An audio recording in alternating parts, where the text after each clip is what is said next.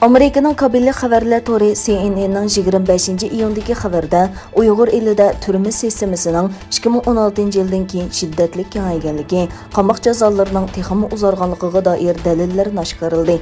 İgilənişçə 25 milyon nüfusluq bu rayonda 2016 yıldan 2018 yılgacha bolğan arlıqda 250 mingdan artıq adam qamoqqa hüküm qılınğan.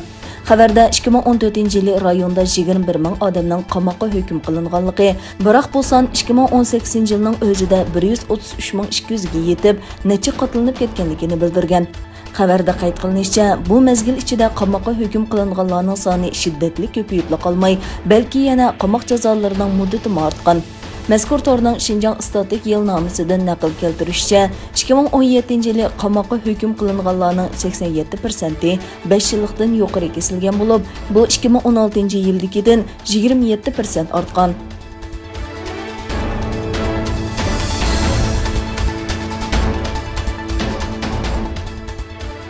Amerika Tashqi ishlar ministrligi 24 iyun yozma bayonot e'lon qilib, Xitoyning Uyg'ur va Uyg'ur elidagi boshqa etnik ham diniy asonlik guruhlariga qarata sodir qilgan irqiy qirg'inchilik, insoniyatga qarshi jinoyatlar uchun davomli javobgarlikka tortilganligini bildirgan.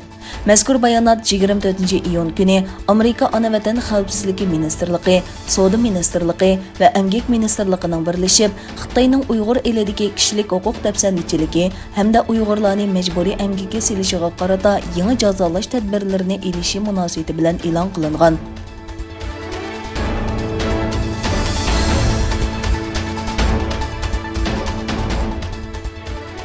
Amerikadagi to'r bexatarlik tadqiqoti bilan shug'ullanadigan esnek guruhi yaqinda doklat e'lon qilib, Xitoy davlati qo'llagan bir to'r tahdidi faoliyat tashkiloti bilan Xitoyning harbiy axborot organi orasida munosabat borligini o'tirib qo'ydi.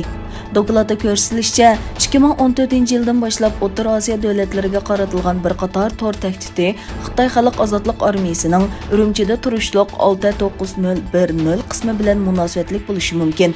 Mutaxassislarning qarashicha, Xitoy to'r hujumi xalq ozodlik armiyasi bilan davlat bexatarlik ministrligining birlashishi bo'lib, 10 yildan ko'proq vaqtdan buyon Xitoyni 2 darajalik to'r davlatidan dunyodagi eng chong to'r tahdidiga aylantirgan. Xitoyning to'r jasusligini Amerika bilan raqobatlashishdagi asosli qurollarining biri sifatida ishiltishi an'anaviy jo'grafiyalik siyosatni qaytadan shakllantirishi mumkin.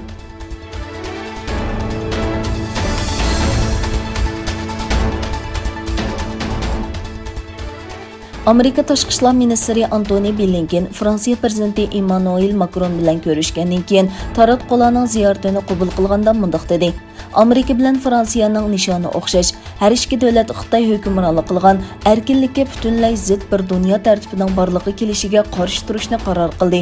Bu Blinkenning tunji qatim tashqi ishlar ministri salohiyati bilan Fransiyani ziyorat qilishi. Blinken, bizning maqsadimiz Xitoyga yoki Xitoyning taraqqiyotiga to'sqinlik qilish emas, ammo erkinlik va ochiq xalqaro tartibni qo'llashga kelganda biz o'rnimizdan turamiz dedi.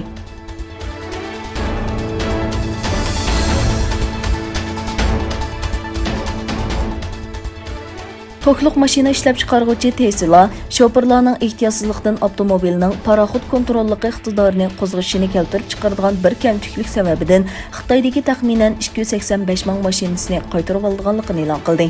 E'loncha bu iqtidorni ehtiyotsizlikdan burash mashinaning tuyuqsiz tezlashini keltirib chiqarib, bexatarlik xavfi paydo qiladi. Xitoy doiralari bo'lsa, Tesla'ning yiroqdan yumshoq detal yangilashni planlaganligini, yiroqdan yangilag'ili bo'lmaydigan mashinalarning egalari bilan aloqalashadiganligini bayon qildi.